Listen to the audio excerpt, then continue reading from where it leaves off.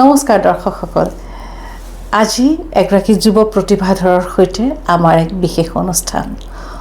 গুৱাহাটীস্থিত অসম জাতীয় বিদ্যালয়ৰ পৰা আমেৰিকা যুক্তৰ ভাৰ্জিনিয়া ইউনিভাৰ্চিটিলৈ এটি বিশাল যাত্ৰাৰ এগৰাকী অধিকাৰী আজি আমাৰ সন্মানীয় অভ্যাগতগৰাকী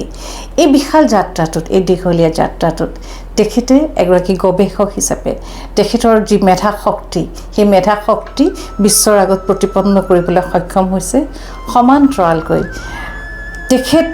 অসমৰ সমাজ জীৱনৰ লগত প্ৰকাৰতে সম্পৃক্ত হৈ আছে এগৰাকী সাংবাদিক হিচাপেও এটা সময়ত তেখেতে সংবাদ সেৱা পৰিৱেশন কৰি অসমৰ বহু কথা বিভিন্ন প্ৰান্তৰলৈ লৈ যাবলৈ সক্ষম হৈছিল আৰু তেখেত হৈছে অয়ন শৰ্মা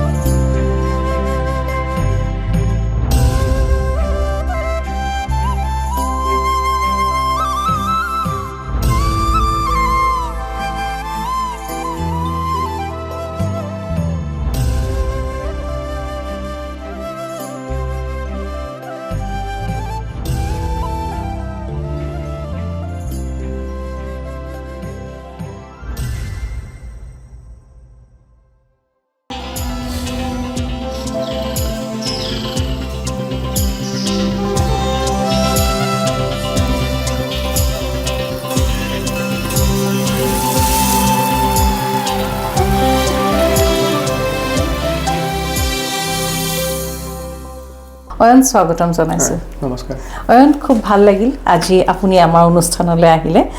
গুৱাহাটীস্থিত অসম জাতীয় বিদ্যালয়তে প্ৰথম পঢ়াশালী দুৱাৰ মুকলি হৈছিল তাৰ পাছত পূৰ্বতে ইতিমধ্যে মই কৈছোৱে আমেৰিকা যুক্তৰাষ্ট্ৰৰ ভাৰ্জিনিয়া ইউনিভাৰ্চিটিলৈকে আপোনাৰ এক দীঘলীয়া যাত্ৰা মই যদি আৰম্ভণিতে এই যাত্ৰাটোৰ কথা আপোনাৰ মুখেৰে শুনিব বিচাৰোঁ মানে স্কুলৰ পৰা আৰম্ভ কৰিলে মানে অলপ দীঘলীয়া অসম জাতীয় বিদ্যালয়ত মই স্কুলীয়া শিক্ষা গ্ৰহণ কৰিছিলোঁ আপুনি অলৰেডি কৈছে কথাটো অসম জাতীয় বিদ্যালয়ৰ পৰা মই 2011 চনত মেট্ৰিক পাছ কৰিলোঁ তাৰ পাছত মই 2 বছৰ ইয়াতে দিল্লী পাব্লিক স্কুল গুৱাহাটীত পঢ়িলোঁ হয় তাতে মই হায়াৰ ছেকেণ্ডেৰী কৰিলোঁ তাৰপিছত 2013 চনত মই তাৰ পৰা হায়াৰ ছেকেণ্ডেৰী পাছ কৰি পেলাই দিল্লী ইউনিভাৰ্চিটিৰ হিন্দু কলেজত এডমিশ্যন ল'লোঁ হিন্দু কলেজত মই হিষ্ট্ৰী ছাবজেক্টতে BA অনাৰ্ছ কৰিলোঁ তাৰ পাছত মই হিষ্ট্ৰীত BA অনাৰ্ছ কৰাৰ পাছত এবছৰমান অলপমান মই মানে কলেজত থকা সময়তে অলপ মোৰ লিখা মেলাৰ প্ৰতি চখ এটা আহিছিলে আৰু গতিকে মই বিশেষকৈ অলপ জাৰ্নেলিষ্টিক ৰাইটিং সেইটোৰ চখ অহাৰ কাৰণে অলপ এনেকৈ মই লিখা মেলা আৰম্ভ কৰিলোঁ আৰু 2016 চনত মই কলেজৰ পৰা ওলোৱাৰ পাছত মই এনেকৈ দুটামান ইণ্টাৰ্ণশ্বিপ কৰিলোঁ তাৰে এটা আছিল আপোনাৰ দ্য হিন্দু নিউজ পেপাৰখনৰ দিল্লী বিউৰোত মই তাতে কাম কৰিলোঁ কেইমাহমান ইণ্টাৰ্ণশ্বিপ কৰিলোঁ তাৰ পাছত মই মানে অলপ এটা চিন্তা আহিছিল যে লগে লগে কাম আৰম্ভ কৰোঁ নে আৰু অলপমান পঢ়ি লওঁ কিন্তু পিছত আৰু সিদ্ধান্ত ল'লোঁ যে মাষ্টাৰ্ছটো কৰি লওঁ কাৰণ পিছত কিবা কাৰণত মন বদলিবও পাৰে গতিকে মাষ্টাৰ্ছটো কৰি থোৱা ভাল তাৰপাছত মই 2017 চনত আম্বেদকাৰ ইউনিভাৰ্চিটি দিল্লীত এডমিশ্যন লৈ পেলাই হিষ্ট্ৰী ছাবজেক্টতে আকৌ MA এটা কৰিলোঁ 2019 তাৰ পৰা ওলালোঁ পাছ কৰি পেলাই তাৰ পাছৰ পৰা মই প্ৰায় 3 বছৰমান as a reporter as a journalist মই কাম কৰিছোঁ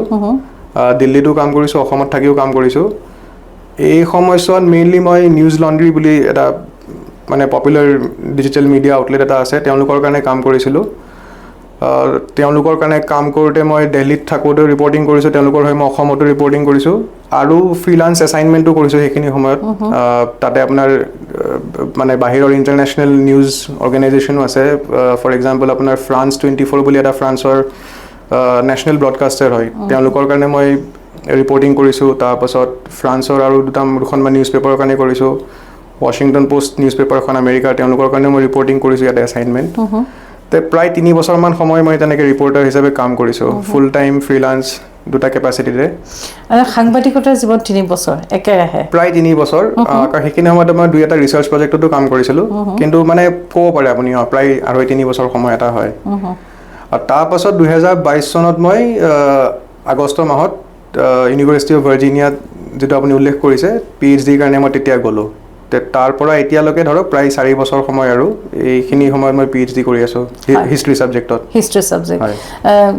অয়ন, প্ৰথম কথা হ'ল সৰুৰ পৰা ইমান মেধা ছাত্ৰ এজন, সেই ছাত্ৰজনে প্ৰথম কথা বুৰঞ্জী বিষয়টো কিয় নিৰ্বাচন কৰিলে? মানে বুৰঞ্জী স্কুলত থাকোঁতে মই এনেই ইন জেনেৰেল ছ'চিয়েল ছায়েন্স বিষয়টো ভাল পাইছিলোঁ। তাতে ধৰক আপোনাৰ ইতিহাস থাকে, ভূগোল থাকে, পলিটিকেল ছায়েন্সো আছিল। আমি স্কুলততো তেনেকৈ চব একেলগে মিলাই পেলাই পঢ়োৱা হয়, গতিকে গোটেইখিনিয়ে মই ভাল পাইছিলোঁ। তাৰপাছত আকৌ যেতিয়া হায়াৰ ছেকেণ্ডেৰী কৰিলোঁ, তেতিয়া মোৰ পলিটিকেল ছায়েন্স আছিলে ছাবজেক্ট, হিষ্ট্ৰীও আছিলে। কিন্তু মানে হিষ্ট্ৰী ছাবজেক্টটো অলপ লাহে লাহে বেছি ইণ্টাৰেষ্টটো আহিল মোৰ। আৰু বিশেষকৈ 11-12তো মানে কাৰিকুলামত যদিও পলিটিকেল ছায়েন্স হয়, তাৰে বহুতখিনি পলিটিকেল হিষ্ট্ৰী আছিল একচুৱেলি, সেইটো পলিটিকেল ছায়েন্স আৰু ইফালে বেলেগকৈ হিষ্ট্ৰী হিচাপে ছাবজেক্ট আছিলে। গতিকে মোৰ লাহে লাহে তেনেকৈ অলপমান ইণ্টাৰেষ্টটো বাঢ়ি গ'ল। তাৰপাছত আৰু সেইকাৰণে গৈ পেলাই যেতিয়া দিল্লী ইউনিভাৰ্চিটিলৈ গ'লোঁ আৰু তেতিয়া মই হিষ্ট্ৰীতে এডমিশ্যন ল'লোঁ। আৰু হিন্দু কলেজৰ নিচিনা ভাল কলেজ এখনত যেতিয়া পালোঁ মই, তেতিয়া সেইকাৰণে হয়, গতিকে পালোঁ আৰু নিজৰ পচন্দ মতে পালোঁ, সেইকাৰণে মই ল'লোঁ এডমিশ্যন তাতে। তাৰ পৰা পঢ়ি আৰু পিছত MA কৰিলোঁ আৰু এতিয়া PhD কৰি আছোঁ। আমি MA পঢ়াৰ কথাখিনিলৈ আহিম। শিক্ষা বিষয় লৈ বহুকেইটা কথা পাতিব লগা আছে, কিন্তু এতিয়া মই জানিব বিচাৰিছোঁ আমেৰিকা যুক্তৰ ইউনিভাৰ্চিটি অফ ভাৰ্জিনিয়া, যিখন পৃথিৱীৰ শ্ৰেষ্ঠ বিশ্ববিদ্যালয়ৰ ভিতৰত এখন বুলি ধৰা হয়, আৰু যিখন বিশ্ববিদ্যালয়লৈ পৃথিৱীৰ বিভিন্ন প্ৰান্তৰ ছাত্ৰ ছাত্ৰীসকল আহে, তাত গৱেষক হিচাপে আছে। আৰু এই তাত গৱেষক হিচাপে যোৱাৰ যিটো পৰিকল্পনা, যিটো পদ্ধতিয়ে যোৱা হ'ল, আৰু সেই পদ্ধতি নিশ্চয় জটিল আছিল। জটিল আৰু মানে খুব কম্পিটিটিভ হয় সেইটো, কাৰণ পৃথিৱীৰ ল'ৰা ছোৱালী আহে ন। হয়, আৰু মানে তাৰ কাৰণে যিটো প্ৰিপেৰেশ্যন কৰিব লাগে সেইটো অলপ ভালকৈ সময় লৈ পেলাই কৰিব লাগে, যিহেতু কম্পিটিশ্যন আছে। আৰু গতিকে মই 2022 চনৰ আগষ্ট মাহত যোৱা বুলি ক'লোঁ। গতিকে আৰু এনেই আমেৰিকাৰ ইউনিভাৰ্চিটিবিলাকৰ এপ্লিকেশ্যন চাইকেলটো আপোনাৰ মানে ডেডলাইনবোৰ ধৰক ডিচেম্বৰ মাহত থাকে, আৰু ডিচেম্বৰ 1 তাৰিখৰ পৰা প্ৰিপেয়াৰ কৰিব লাগে তালৈ যাওঁতে কেনেকৈ কৰিছিলা? মানে তেওঁলোকে বিশেষকৈ 2-3টা খুব মানে মেইন বস্তু বিচাৰে। এটা হ'ল আপোনাৰ এটা ষ্টেটমেণ্ট অফ পাৰ্পাছ বুলি কয়, তাতে আপুনি নিজৰ ৰিচাৰ্চৰ কাৰণে আপুনি কি বিষয় লৈ পেলাই ৰিচাৰ্চ কৰিব, চমুকে মানে সহজকৈ ক'ব গ'লে প্ৰপ'জেলটো কি আপোনাৰ, সেইটো দিব লাগে। কিন্তু তাৰ লগতে আপুনি এইটোও লিখিব লাগিব যে ধৰক সেই প্ৰপ'জেলটোৰ বা সেই টপিকটোৰ মানে তাৰ গুৰুত্বটো কি, তাৰ এটা মানে এটা একাডেমিক ছিগনিফিকেঞ্চ থাকিব লাগিব। গতিকে ধৰক সেইটো কাৰণেহে কোনোবা এখন ইউনিভাৰ্চিটি আপোনাক একচেপ্ট কৰিব বা ৰিচাৰ্চ কৰাৰ সুবিধা দিব, সেই কথাটো লিখিব লাগে। লগতে আপুনি তেনেকুৱা ধৰণৰ এটা টপিকত ৰিচাৰ্চ কৰিবৰ কাৰণে আপোনাৰ নিজৰ যোগ্যতাটো কিমান, মানে আপুনি ইয়াৰ আগতে কি পঢ়িছে, বা এই ধৰণৰ টপিক এটা আপুনি কিয় চিন্তা কৰিলে, আৰু কেনেকৈ আপুনি কামটো আগবঢ়াই নিব খুজিব, এই গোটেই কথাখিনি মানে লিখি পেলাই সামৰি পেলাই SOP-খন বনাব লাগে, ষ্টেটমেণ্ট অফ পাৰ্পাছ। তাতে খালি চেলেঞ্জিং কথাটো এইটোৱে যে শব্দ সংখ্যাটো মানে ৱৰ্ড লিমিটটো খুব কম, মানে 1000 শব্দ, তাৰে ভিতৰতে আপুনি গোটেইখিনি লিখিব লাগে। 1000 শব্দটো গোটেই বিষয়টো সন্নিৱিষ্ট কৰিব লাগে। তাতে এইটো তাৰ লগত থাকিব চাগে এই বিষয়টোৱে অনাগত দিনত সমাজলৈ কি ভূমিকা আগবঢ়াব। মানে সেই মানে মই যিকেইটা পইণ্ট ক'লোঁ যে ধৰক এটা হ'ল যে আপুনি টপিকটো কি টপিক, কিয় টপিক, তাৰ ওপৰত এতিয়ালৈকে কি কাম হৈছে বা হোৱা নাই সেইখিনি লিখিলে, তাৰ ছিগনিফিকেঞ্চটো কি সেইটো লিখিলে, আপুনি সেই টপিকটো কিয় ভাবিছে তাৰ সেইখিনি কথাও লিখিব লাগিব, আৰু আপোনাৰ নিজৰ বেকগ্ৰাউণ্ডটো কি, একাডেমিক জাৰ্ণি বা প্ৰফেশ্যনেল বেকগ্ৰাউণ্ড হয়, সেই কথাখিনি চমুকে মানে লিখি পেলাই সেইখিনি গোটেইখিনি সোমাব লাগে কম শব্দৰ গতিকে ভিতৰত আৰু গোটেই কম কথা। শব্দত লিখাটো আচলতে খুব টান আটাইতকৈ কাম জটিল হয় হয় কিন্তু অয়ন আপুনি গৱেষণাৰ কাৰণে খুব গুৰুত্বপূৰ্ণ বিষয় এটা ল'লে আৰু হয়। আপুনি যিটো বিষয় ল'লে সাধাৰণতে সেই বিষয়টো মই ভাবোঁ বহুতৰ দৃষ্টিত নপৰে কিন্তু সেই বিষয়টোৱে এখন সমাজক দাঙি ধৰে হয় মানে মই মোৰ প্ৰপ'জেলটো বৰ্তমান মই যিহৰ ওপৰত কাম কৰি আছোঁ মোৰ ৰিচাৰ্চ টপিকটো মই মৰাপাটৰ খেতিৰ যিটো ইতিহাস আৰু জুট কাল্টিভেশ্যন মই সেইটোৰ ওপৰত ৰিচাৰ্চ কৰি আছোঁ আৰু মৰাপাটৰ খেতিটো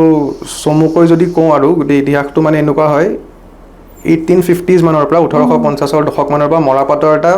মানে এজ এ কমডিটি এনেইতো মৰাপাটৰ খেতি আছিলে তাৰ কোনো খেতি আছিলে। কমাৰ্চিয়েল ছিগনিফিকেঞ্চ নাছিলে 1850s মানৰ পৰা আপোনাৰ তাৰ কমাৰ্চিয়েল ছিগনিফিকেঞ্চ এটা আৰম্ভ হ'ল গোটেই পৃথিৱীতে তাৰ কাৰণ আছিলে যে 1850sত আপোনাৰ যিখন ক্ৰাইমিয়ান ৱাৰ হৈছিলে তাৰ ফলত ইউৰোপৰ পৰা ফ্লেক্স আৰু লিনেন এই দুটা মানে সেয়া আৰু ক্লডিং মেটেৰিয়েল হয় তাৰে ছাপ্লাইটো কমি গ'ল গতিকে সেই সময়ত স্কটলেণ্ডৰ ডাণ্ডিত যিবিলাক মিল আছিলে সেই মিলবিলাকৰ মানে এটা ৰ মেটেৰিয়েল শ্বৰ্টেজ এটা হ'ল এতিয়া আমি ধৰক যুদ্ধৰ কাৰণে দেখিছোঁ যে বিভিন্ন বস্তুৰ এটা ছাপ্লাই শ্বৰ্টেজ হৈছে প্ৰব্লেম হৈছে সেই যুদ্ধৰ ফলত যেতিয়া তেওঁলোকৰ সেইটো ছাপ্লাই ক্ৰাইচিছ এটা হ'ল তেওঁলোকে অল্টাৰনেটিভ কিছুমান মেটেৰিয়েল বিচাৰিব আৰম্ভ কৰিলে আৰু লগে লগে দেখিলে যে মানে কম সময়তে যদি পটককৈ আমাক লাগে মৰাপাটটো এটা ভাল অল্টাৰনেটিভ হয় তেনেকৈ মৰাপাটৰ ছিগনিফিকেঞ্চটো বাঢ়ি গ'ল হঠাৎ আৰু মৰাপাটটো মানে বস্তু পেকিং কৰিবৰ কাৰণে পেকেজিং মেটেৰিয়েল হিচাপে ব্যৱহাৰ হ'বলৈ আৰম্ভ কৰিলে এতিয়া মৰাপাটৰ খেতিটো আৰম্ভ আপোনাৰ মানে তেতিয়াৰ পৰাই আমাৰ তেতিয়াৰ ইষ্ট বেংগল আছিলে বৰ্তমানৰ বাংলাদেশ এই অঞ্চলটোত মানে মৰাপাটৰ খেতিটো ভাল হয় ক্লাইমেটিক কাৰণত হওক মাটিৰ ফাৰ্টিলিটি তাতে খেতিটো আগতে হয় কিন্তু মই যিটো ধৰণে কৈছোঁ যে ডাঙৰ স্কেলত হোৱা নাছিলে কিন্তু এই ইয়াৰে নতুনকৈ যেতিয়া ডিমাণ্ডটো আহিল তেতিয়া তাতে আৰম্ভ হৈ গ'ল খেতিটো বাঢ়ি মানে এটা সময়ত খুব ছিগনিফিকেণ্ট হৈ গ'ল আৰু লাহে লাহে আপোনাৰ হুগলী নদীৰ পাৰত মৰাপাটৰ মিলবিলাকো আৰম্ভ হ'ল পশ্চিমবংগৰ আৰু 19th চেঞ্চুৰীৰ শেষলৈ মানে বেংগলখনেই গোটেই পৃথিৱীৰ ভিতৰতে মানে মৰাপাটৰ ইণ্ডাষ্ট্ৰীৰ একদম মানে মেইন হাব বনি গ'ল তাতে খেতিও হয় আৰু কলিকতাৰ ওচৰত হুগলীৰ পাৰত মিলবিলাকো আছে চ' কাল্টিভেশ্যন প্লাছ মেনুফেকচাৰিং দুটাই মানে বেংগলত হোৱা হ'ল কিন্তু সেই 19th চেঞ্চুৰীৰ শেষলৈ বা ধৰক 20th চেঞ্চুৰীৰ আৰম্ভণিত এটা বেংগলত মানে ইষ্ট বেংগলত আৰু এটা ছেচুৰেশ্যন আহি গ'ল খেতিৰ ক্ষেত্ৰত মই কৈ আছোঁ কাল্টিভেশ্যনত তাৰো কাৰণ আছে ধৰক সেইটো পৰ্যায়লৈ কি হ'ল মানুহবিলাকৰ বহুত খেতিয়কৰ ধাৰৰ সমস্যা হ'ল তাৰোপৰি পৰিয়াল ডাঙৰ হোৱাৰ লগে লগে মানুহৰ সংখ্যা বঢ়াৰ লগে লগে মাটিৰ যিটো খেতি কৰা প্লট চাইজটো মানে যিটো লেণ্ড হোল্ডিং সেইটো লাহে লাহে কমি গ'ল আচ্ছা বজাৰখনৰ কথাও তেওঁলোকে নজনা হৈ গ'ল যে উৎপাদিত সামগ্ৰীবোৰ ক'লৈ লৈ যাব মানে এনে মৰাপাটৰ ইন জেনেৰেল বজাৰখন মানে আপোনাৰ ধৰক ডিমাণ্ডটো ফ্লাকচুৱেট কৰে আগৰ পৰাই আৰু যেতিয়া দাম বেছি থাকে মৰাপাটৰ খেতি তেতিয়াহ'লে তেওঁলোকে বেছিকৈ কৰে যদি দাম কমি যায় আকৌ খেতিয়কে ধৰক মৰাপাটটো বাদ দি বেলেগ কিবা কৰিব ধান কৰিব তেনেকুৱা ধৰণৰ কিন্তু সেইটো সময়ত ম'ৰলেছ আছিলে প্ৰায় 1914 ফাৰ্ষ্ট ৱৰ্ল্ড ৱাৰৰ সময়লৈকে মৰাপাটৰ ম'ৰলেছ মানে এটা চকৰ বাহিৰে ভাল বজাৰ এখনেই আছিলে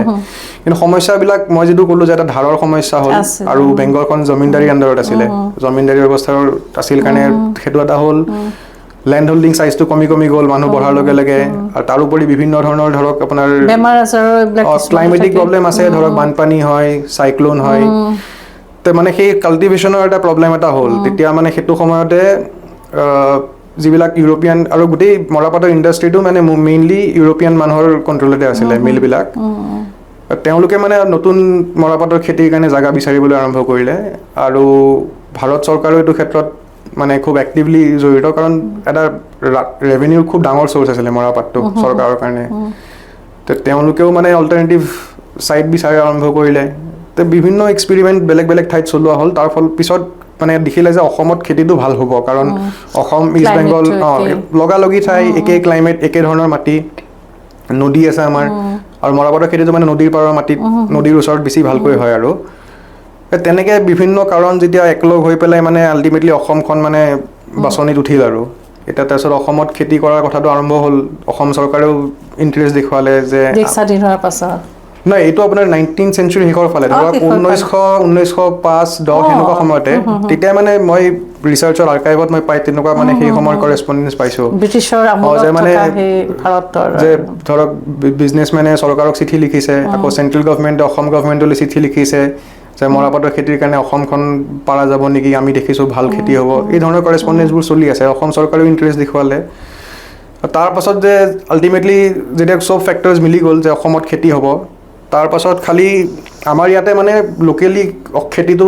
যদিও হয় কিন্তু এই খেতিটো বেছি মানুহে কৰা নাছিলে, অলপ গোৱালপাৰাৰ ফালে অলপ খুব কম স্কেলত অলপমান হৈছিলে। আৰু ইয়াৰে যিখিনি অসমীয়া মানুহ হওক বা যিখিনি জনজাতীয় মানুহ আছিল তেওঁলোকে মৰাপাটৰ খেতিটো নকৰিছিল বিশেষকৈ। গতিকে খেতি কৰা মানুহ কাক নিৰ্বাচন কৰা হ'ব সেইটো এটা সমস্যা হৈ গ'ল, যিহেতু লোকেল মানুহখিনিৰ বিশেষ ইণ্টাৰেষ্ট নাছিলে। তেওঁলোকে আল্টিমেটলি গৈ থৈ পেলাই যেতিয়া তাক লৈ পেলাইও ধৰক বিভিন্ন আলোচনা হৈছে, কিন্তু মানে শেষত গৈ থৈ পেলাই যিখিনি মানুহে অলৰেডি ইষ্ট বেংগলত খেতি কৰিছিল তেওঁলোককে ইয়ালৈকে মানে পঠিওৱাৰ কথাটো ভাবিলে।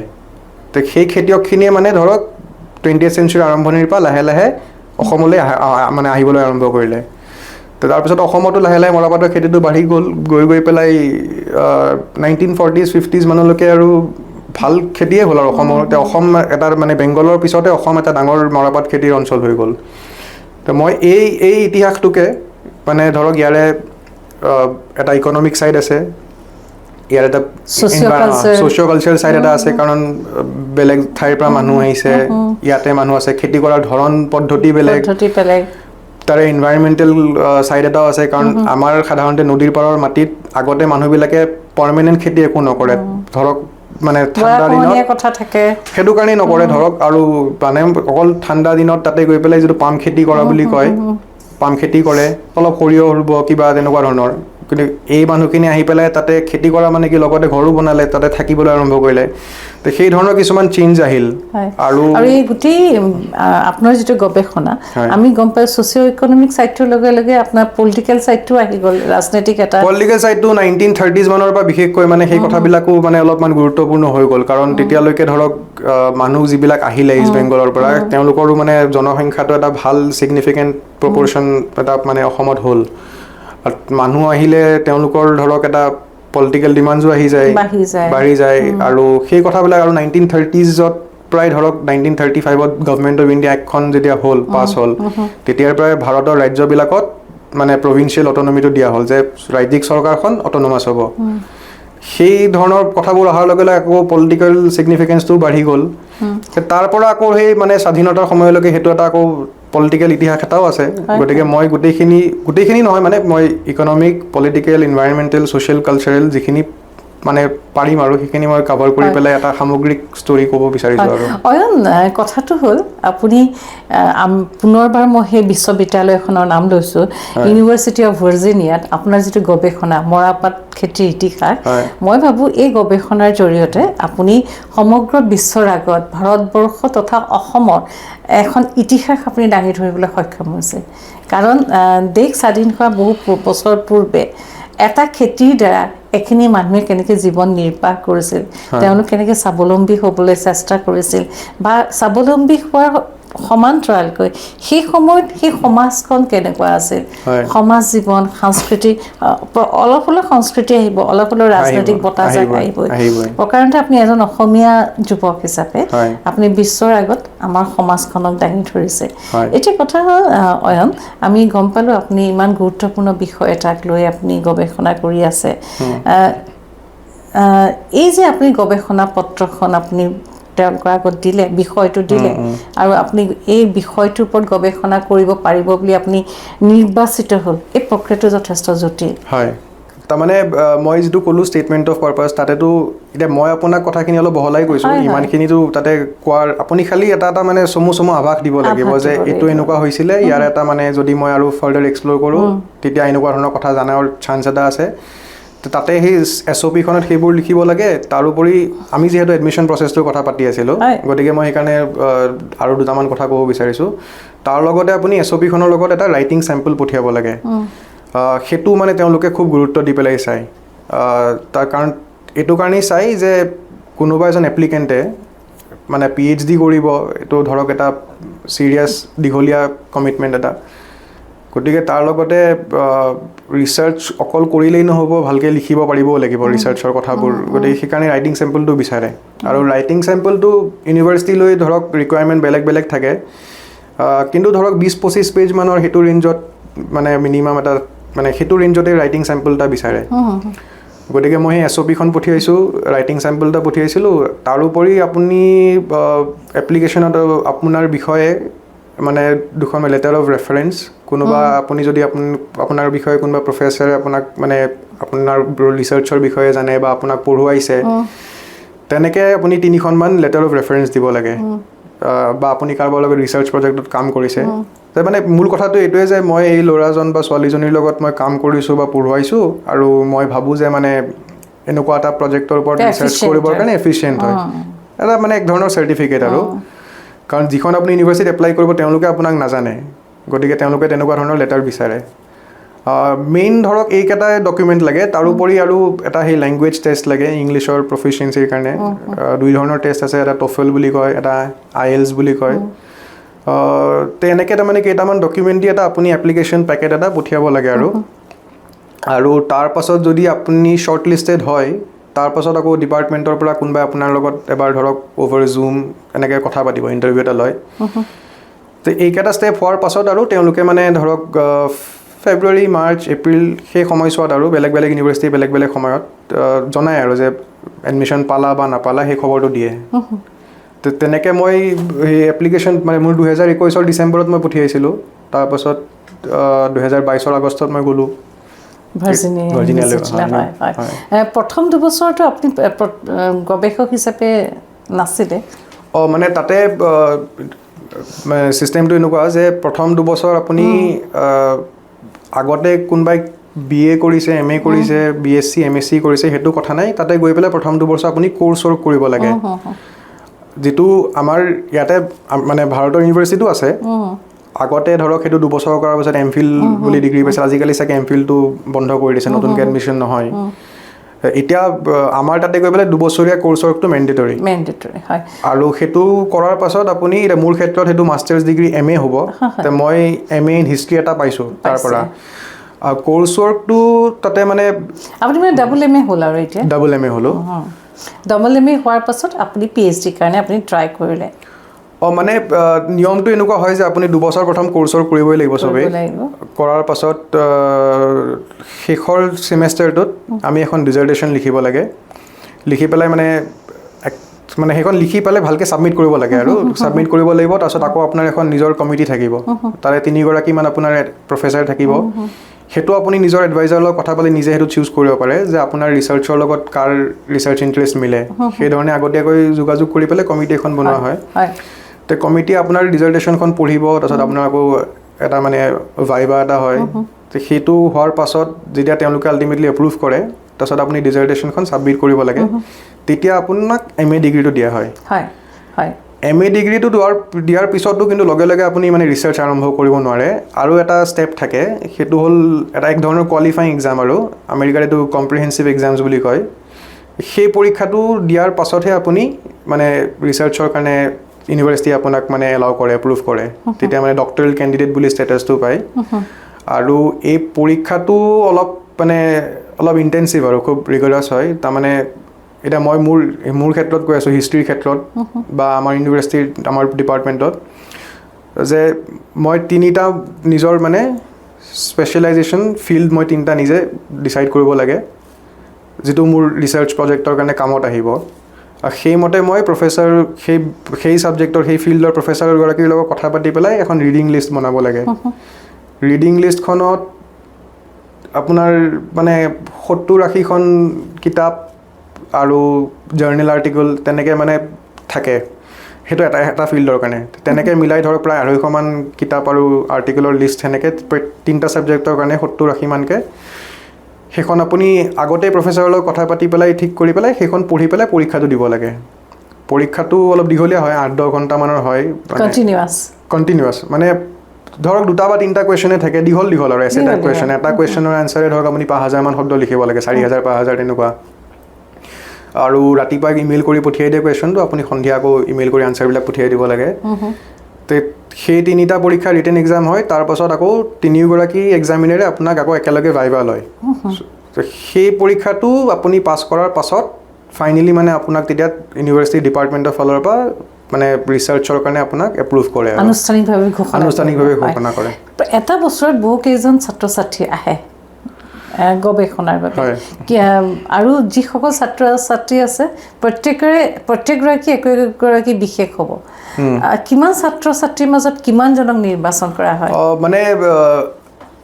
এনেই মই যদি এটা অলপ ইফাল সিফাল হ'ব ডিপাৰ্টমেণ্ট ৱাইজ ইউনিভাৰ্চিটি ৱাইজ কিন্তু সাধাৰণতে এবছৰত এখন ভাল ইউনিভাৰ্চিটিৰ ডিপাৰ্টমেণ্ট এটাই 8গৰাকী বা 10গৰাকী ষ্টুডেণ্টক চিলেক্ট কৰে আৰু তাৰ অনুপাতে ধৰক এপ্লিকেশ্যন আপোনাৰ কেইবাশ এপ্লিকেশ্যন আহে মানে চিলেকশ্যন ৰেটটো আপুনি যদি কয় ধৰক 10-15% মান হ'ব আৰু যিসকল আহে প্ৰত্যেকগৰাকীয়ে পৃথিৱীৰ শ্ৰেষ্ঠ একোজন কাৰণ আপোনালোকৰ ভাৰ্জিনিয়া ইউনিভাৰ্চিটি অফ ভাৰ্জিনিয়ালৈ পৃথিৱীৰ ল'ৰা ছোৱালী আহে নহয়নে আপুনি যিসকল ল'ৰা ছোৱালী 10-15% নহয় একচুৱেলি মই ভুল কৈছোঁ 4-5% মান হ'ব মই তাকে ভাবিছোঁ আৰু যিসকল ছাত্ৰ ছাত্ৰী আহে তেওঁলোক একোজন বিশেষ পৃথিৱীৰ পৰা আহে আৰু তেওঁলোকৰ মাজত নিজৰ শ্ৰেষ্ঠত্ব প্ৰতিপন্ন কৰাটো এটা বিশেষ বিষয় আৰু মই অয়নক সেইকাৰণে মোৰ ভাল লাগে অয়ন আপুনি পৃথিৱীৰ ল'ৰা ছোৱালীখিনিৰ মাজত এজন নিজকে শ্ৰেষ্ঠত্ব প্ৰতিপন্ন কৰিলে আৰু বিষয়টো হ'ল সেইটো বিষয় যিটো বিষয়ে গ্ল'বেলি মানে পৃথিৱীৰ ভিতৰত অসমখনক চিনাকি কৰি দিয়া এটা বিষয় মৰাপাট কাৰণ আজি আমাৰ সমাজৰ বহু ব্যক্তিও কিন্তু মৰাপাটক সিমান এটা গুৰুত্বপূৰ্ণ মানে বিষয় বুলি নাভাবে যিটো বিষয়ৰ দ্বাৰা সমাজক অৰ্থনৈতিকভাৱে স্বাৱলম্বী কৰিব পাৰে হয় আৰু মানে মই আপুনি একদম ঠিক কথা কৈছে আৰু মই মানে যিটো বুজিছোঁ এতিয়ালৈকে ধৰক এই বিষয়ে ৰিচাৰ্চ কৰি পেলাই অকল এতিয়া বুলিয়ে নহয় মানে যেতিয়া মৰাপাটৰ খুব ভাল দিন চলি আছিলে তেতিয়াও আন বেলেগ কমোডিটিৰ তুলনাত মৰাপাটৰ মানে সেই ধৰণৰ স্থান নাছিলে এটলিষ্ট সাধাৰণ মানুহৰ মাজত মানে খেতি কৰিছে মানুহে জানে যে খেতি এটা আছে আৰু কিন্তু ধৰক এটা চাহ বুলি ক'লে মানুহৰ যিটো এটা পটককৈ এটা ইম্প্ৰেশ্যন এটা আছে বা কটন বুলি ক'লেও আছে কিন্তু মানে সেই মৰাপাটে ধৰক চাহ বা কটন মই ভাৰতৰ ক্ষেত্ৰত কৈছোঁ বা আপোনাৰ পৃথিৱীৰ বেলেগ ৰিজনত যদি চাব যাওঁ এতিয়া কেৰিবিয়ান আইলেণ্ডছত ছুগাৰ হৈছিলে বহুত গতিকে কিন্তু জুটটো মৰাপাটটো মানে সেইবোৰ কমোডিটিৰ সমানে ইম্পৰ্টেণ্ট ইনফেক্ট মইতো ক'ম যে বেছি ইম্পৰ্টেণ্ট আছিলে এটলিষ্ট ভাৰতৰ ক্ষেত্ৰত ব্ৰিটিছ ইণ্ডিয়াৰ ক্ষেত্ৰত কাৰণ 20th century আৰম্ভণিৰ পৰা মানে মৰাপাট আছিলে ব্ৰিটিছ ইণ্ডিয়াৰ আটাইতকৈ বেছি এক্সপৰ্ট ৰেভিনিউ জেনেৰেট কৰা কমোডিটি যিকোনো বাকী চব কমোডিটিতকৈ বেছি ইয়াৰে পৰা খেতিবোৰ হয় কলিকতাৰ মিলত গৈ পেলাই প্ৰচেছ হয় তাৰ পৰা গোটেই পৃথিৱীলৈ ওলাই যায় মানে আৰু এটা সময়ত মানে মৰাপাটৰ পৰা ৰেভিনিউটো ব্ৰিটিছ এম্পায়াৰৰ কাৰণে ইমান ইম্পৰ্টেণ্ট আছিলে ব্ৰিটেইনে যেতিয়া ইণ্টাৰনেশ্যনেল ট্ৰেড ধৰক জাৰ্মানীৰ লগতো কৰে আমেৰিকাৰ লগতো কৰে বিভিন্ন আইটেমৰ ট্ৰেডৰ ফলত আল্টিমেটলি তেওঁলোকৰ ট্ৰেড ডেফিচিট থাকে কিন্তু মৰাপাটত যিহেতু ধৰক ব্ৰিটিছ এম্পায়াৰৰ মোটামুটি মনোপলিয়ে আছিলে কাৰণ গোটেইটো ব্ৰিটিছ মানুহৰ কৰিছিলে সেই মৰাপাটৰ পৰা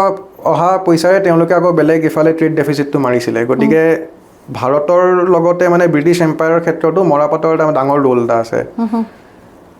গতিকে সেইফালৰ পৰা চাব গ'লে এটা মানে এটা খুব ইণ্টাৰনেশ্যনেল ছিগনিফিকেঞ্চ থকা কমোডিটি হয় হয় হয়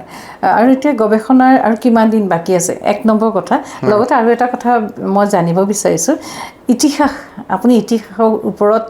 বৰ্তমান সময়খিনিক ধৰি ৰাখিছে ইতিহাসক মূল ভেটি হিচাপে লয় গতিকে এই বিষয়ত আপুনি যথেষ্ট পঢ়া শুনা কৰিব লাগে আৰু এই পঢ়া শুনা আপুনি অসমক কেন্দ্ৰ কৰি কৰিলে নহ'ব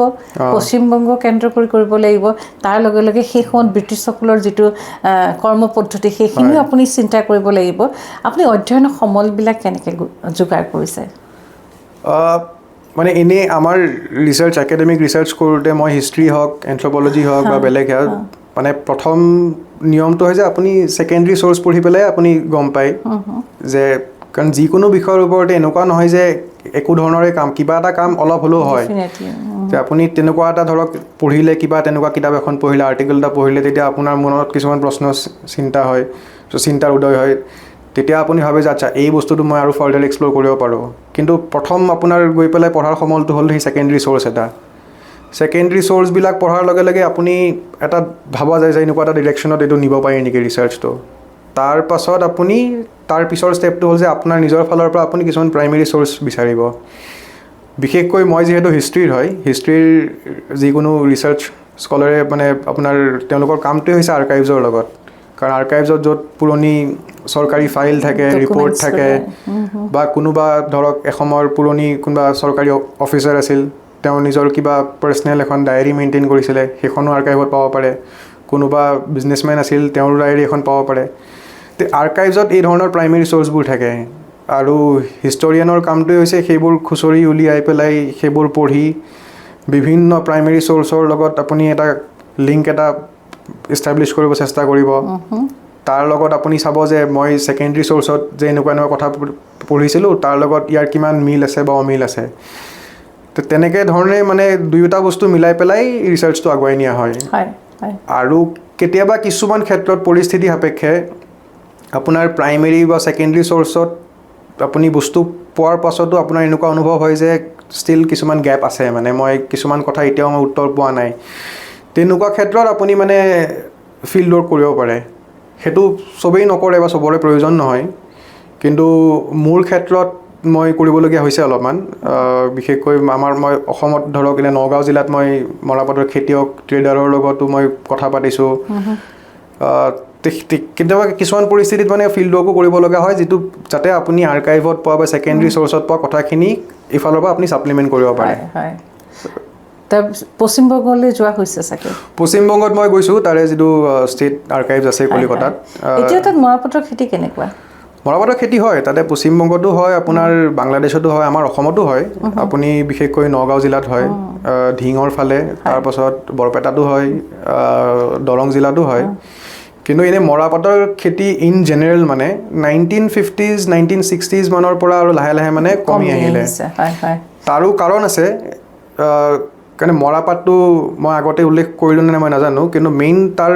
মানে ব্যৱহাৰটো হৈছিলে এজ আ পেকেজিং মেটেৰিয়েল, বস্তু পেকেজ কৰিবৰ কাৰণে। আৰু পেকেজিং ইণ্ডাষ্ট্ৰিটো বহুত ডাঙৰ ইণ্ডাষ্ট্ৰি গোটেই পৃথিৱীত। আপুনি চাহ পঠিয়াই, চাউল পঠিয়াই, ৰাবাৰ পঠিয়াই বা আপুনি কটন পঠিয়াই, যিকোনো বস্তু যেতিয়া ইণ্টাৰনেশ্যনেল জাহাজত যায়, এই ডাঙৰ ডাঙৰ বেগত পঠিয়াব লাগে, সেই গোটেই পেকেজিংটো মৰাপাটৰ বেগত হৈছিলে মেইনলি। আৰু গতিকে সেইটো কাৰণে মৰাপাটৰ এটা ডাঙৰ ডিমাণ্ড আছিলে। লাহে লাহে যেতিয়াৰ পৰা প্লাষ্টিক ওলালে বা বিভিন্ন চিন্থেটিক মেটেৰিয়েল ওলোৱা হ'ল, সেইবিলাক ধৰক কম খৰচী হয়, গতিকে যিয়ে পেকেজিং কৰি পঠিয়ায় তেওঁলোকৰ কাৰণে বেছি লাভজনক হয়। গতিকে তেনেকৈ লাহে লাহে মৰাপাটৰ ব্যৱহাৰটো অলপ ডিমাণ্ডটো কমি গ'ল। কিন্তু প্ৰকাৰণতে মৰাপাটে আকৌ সমাজ এখনক সুন্দৰ কৰি ৰাখে, কাৰণ ইক' ফ্ৰেণ্ডলি প্ৰডাক্ট। আমি এতিয়া সকলোৱে কওঁ যে প্লাষ্টিক বৰ্জন কৰিব লাগে। প্লাষ্টিকে আমাৰ গোটেই চাৰিওকাষৰ জলবায়ু বাতাবৰণ বিনষ্ট কৰিছে। তাৰ পৰিৱৰ্তে যদি সেই কথাষাৰ নাইকিয়া কৰিব লাগে, তেতিয়া আমি যদি মৰাপাট ব্যৱহাৰ কৰোঁ, প্ৰকাৰণতে সেই খেতিয়কসকলৰো লাভৱান হ'ল। আমাৰ জাউতিযুগীয়া মানে পুৰণা এটা আমাৰ খেতি আকৌ পুনৰ উজ্জীৱিত হ'ল আৰু আমি প্ৰকৃতিকো সুন্দৰ কৰি ৰাখিব পাৰোঁ।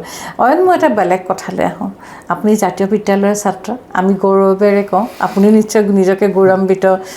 অনুভৱ কৰে যে আপুনি জাতীয় বিদ্যালয়ৰ ছাত্ৰ। অসমীয়া মাধ্যমত প্ৰথম অ আ ক খ শিকিছিলে, তাৰপাছতে আপুনি জাতীয় বিদ্যালয়ৰ দুয়োটা ভাষা সমান্তৰালকৈ লৈ যোৱা হয়, সেয়াও এটা বিশেষ কথা। তথাপিও অ আ ক খৰে আপুনি প্ৰথম শিক্ষা আৰম্ভ কৰিছিলে।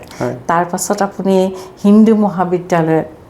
পঢ়িলে, আম্বেদকাৰ ইউনিভাৰ্চিটিত পঢ়িলে, তাৰপাছত আপুনি আমেৰিকা যুক্তৰাষ্ট্ৰলৈ গ'ল। এই যে আপোনাৰ জীৱনত কেইবাটাও স্তৰত আপুনি বেলেগ বেলেগ পৰ্যায়ৰ শিক্ষানুষ্ঠানত শিক্ষা গ্ৰহণ কৰিলে, আপুনি আজি এই স্থানত উপনীত হৈ ঘূৰি চালে এই প্ৰত্যেকখন বিদ্যালয়ে আপোনাক জীৱনত কি দিলে? আপুনি যিহেতু মানে স্কুলৰ পৰা আৰম্ভ কৰিছে, গতিকে মই অসম জাতীয় বিদ্যালয়ত ছাত্ৰ, তাৰ পৰাই আৰম্ভ কৰোঁ। মানে অসম জাতীয় বিদ্যালয়ে কি দিলে বুলি ক'লে মই ক'ম যে এটা হ'ল যে যিহেতু মাতৃভাষা মাধ্যমৰ বিদ্যালয়, মানে মাতৃভাষা মাধ্যমৰ বিদ্যালয়ৰ মূল কথাটোৱে হৈছে যে, আৰু এইটো এটা খুব চাইণ্টিফিক কথা, ইয়াতে মানে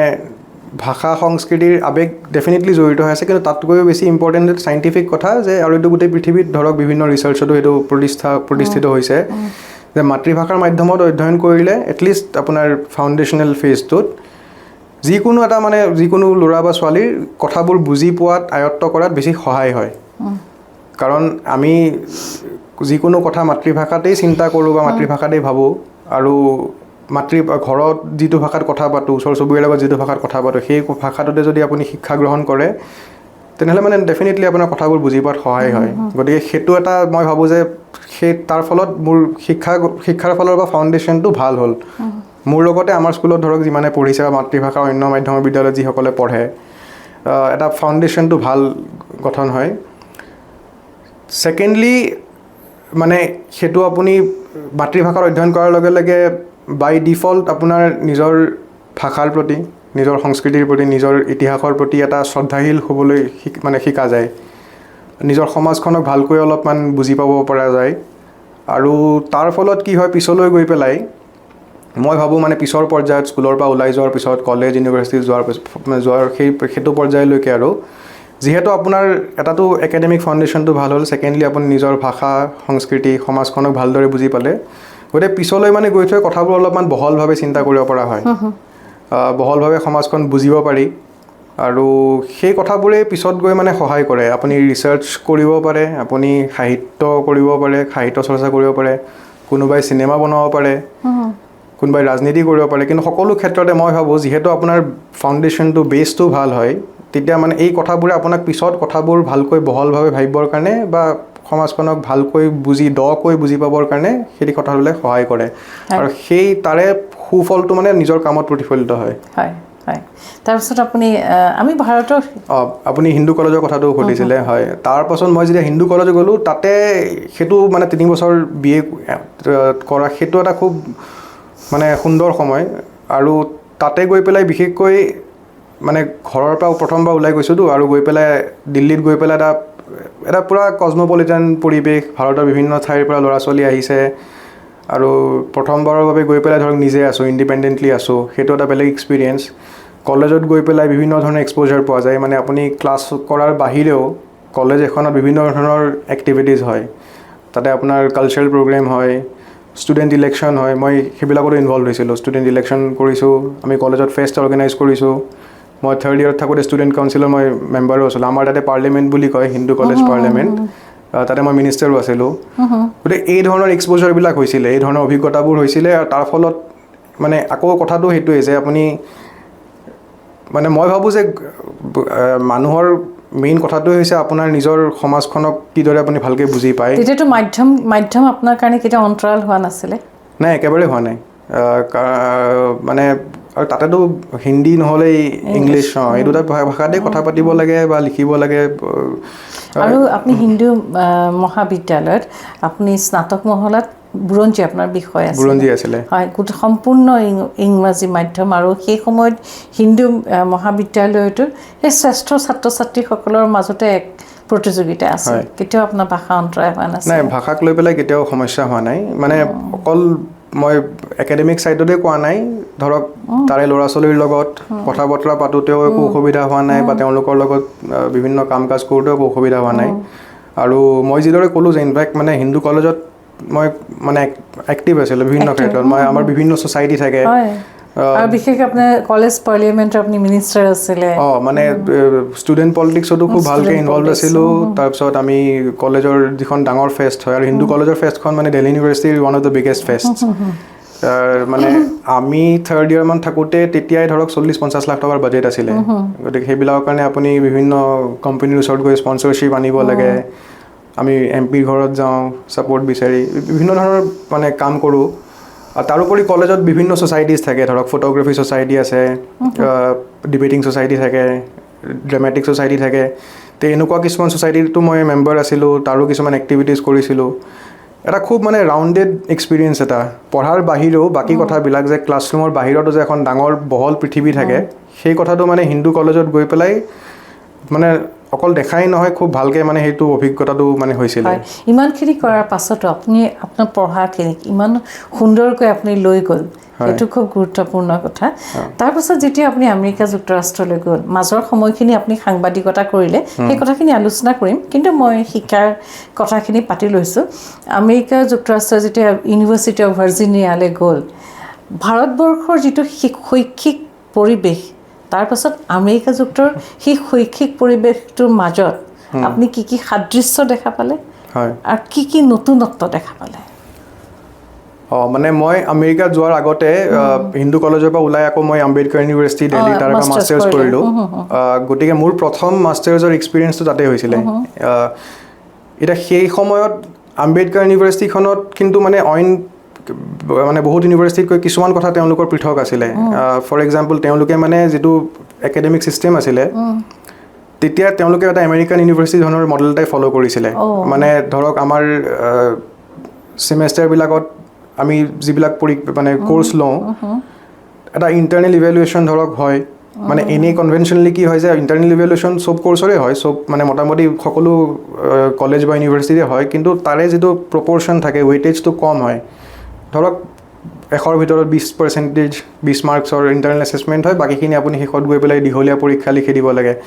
কিন্তু আম্বেদকাৰত অলপ বেলেগ আছিলে ধৰক তেনেকুৱা ইণ্টাৰনেল এছেছমেণ্ট 2বাৰ বা 3বাৰ হ'ব মানে অলৰেডি আপোনাৰ 40-50% হৈয়ে যায় তাৰ ফলত লাভটো কি হয় ল'ৰা ছোৱালীও অলপ ৰেগুলাৰলি পঢ়ি থাকে আৰু এছাইনমেণ্টবিলাক লিখাৰ ফলত আপোনাৰ লিখাৰ স্কিলটো ডেভেলপ হয় বস্তু ৰিচাৰ্চ মানে একাডেমিক কথা এটা এনালাইজ কৰা স্কিলটো ডেভেলপ হয় আৰু শেষত গৈ পেলাই আকৌ সেই একেবাৰে মানে গোটেই প্ৰেছাৰটোও নপৰে তো সেই ধৰণৰ বস্তুবিলাক আম্বেদকাৰত পাইছিলোঁ আৰু আম্বেদকাৰ ইউনিভাৰ্চিটিত আমি থাকোঁতে তেতিয়া মানে ডিজাৰ্টেশ্যনো লিখিব লাগিছিলে ফাইনেল ছেমেষ্টাৰত তো সেইটো মানে এতিয়া হয়তো বহুত ইউনিভাৰ্চিটিত হৈছে সেই বস্তুবোৰ কিন্তু সেইটো সময়ত মোৰ লগৰে ল'ৰা ছোৱালীৰ পৰা গম পাওঁ যে তেওঁলোকৰ মানে এই ধৰণৰ কথাবোৰ নাছিলে গতিকে সেই ফালৰ পৰা মই ভাবোঁ যে আম্বেদকাৰ ইউনিভাৰ্চিটিত মই অলপ এটা মানে একাডেমিক পৰিৱেশ এটা পাইছিলোঁ আৰু অলপমান ধৰক একাডেমিক ৰাইটিং কৰা স্ক'পটো পাইছিলোঁ গতিকে সেইটো মই সেইকাৰণে এটা মোৰ খুব ভাল ফ্ৰুটফুল এক্সপিৰিয়েঞ্চ হয় তাৰপাছত আমেৰিকালৈ গৈ পেলাই কিন্তু মানে তেতিয়া আকৌ মানে এটা বেলেগ ধৰণৰে পৰিৱেশ আৰু ইয়াৰ পৰা গৈ পেলাই প্ৰথম ছেমেষ্টাৰটোত বিশেষকৈ আৰু এইটো অকল মই মোৰ ব্যক্তিগত অভিজ্ঞতা বুলি কোৱা নাই মই বেলেগৰ লগৰ ল'ৰা ছোৱালী যিবোৰ গৈছে আমেৰিকালৈ তেওঁলোকৰ লগত কথা পাতিও গম পাইছোঁ মানে ভাৰতৰ পৰা তাতে গৈ পাই প্ৰথমতে মানে যিটো এটা মানে একাডেমিক ডিফাৰেঞ্চ এটা পোৱা যায় খুব অভাৰৱেলমিং তাৰমানে অলপ গৈ পেলাই মানে কোপ কৰিব অলপ মানে ঠিক অসুবিধা বুলি মই নকওঁ কিন্তু মানে আপোনাৰ গোটেই নিজৰ পেজটো চেঞ্জ কৰি দিব লগা হয় কাৰণ তাতে মানে খুব ৰিগাৰাছ আৰু মানে এতিয়া এনেকুৱা ধৰক ইয়াতে কেতিয়াবা এনেকুৱা হয় যে ক্লাছ এটাত ধৰক আমাক ৰিডিং এখন দিছে ক্লাছৰ মই একদম যিটো ৰিয়েলিটি আৰু যে ধৰক 50%ে পঢ়ি আহিছে সেই বিষয়ে বাকী 50%ে পঢ়ি অহা নাই গতিকে ডিছকাশ্যনটো সেই ধৰণৰে হ'ব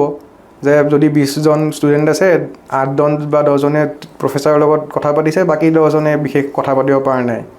মানুহৰ চবৰে ইণ্টাৰেষ্টটো বেলেগ বেলেগ বাৰু বহুতে বিভিন্ন কাৰণত মাষ্টাৰ্ছ কৰে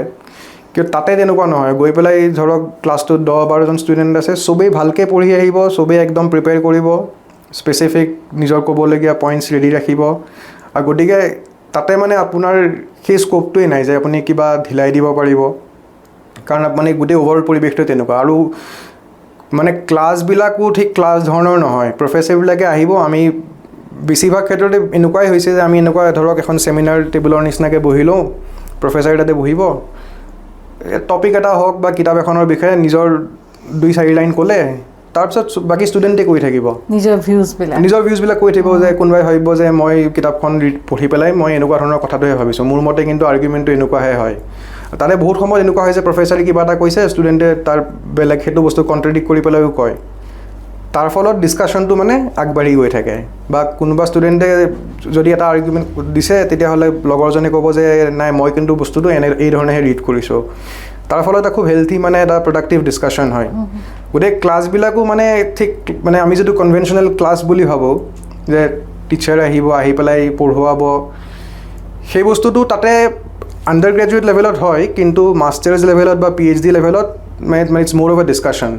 দেন এ ক্লাছ সেই ধৰণৰ চেঞ্জেছবিলাক গৈ পেলাই দেখিছিলোঁ আৰু ভালো লাগিছিল কাৰণ এটা নতুন পৰিৱেশ আৰু চবেই ছিৰিয়াছ নিজৰ কামক লৈ নিজৰ পঢ়া শুনাক লৈ পেলাই গতিকে সেই ধৰণৰ পাৰ্থক্যবিলাক পাইছিলোঁ আৰু লাহে লাহে সেইটো এডজাষ্ট হৈ যায় হয় অৰ্থাৎ শিক্ষক আৰু ছাত্ৰ ছাত্ৰীৰ মাজৰ সম্পৰ্কটো খুব মধুৰ এই সম্পৰ্কটো আমাৰ অসমতো মধুৰ কাৰণ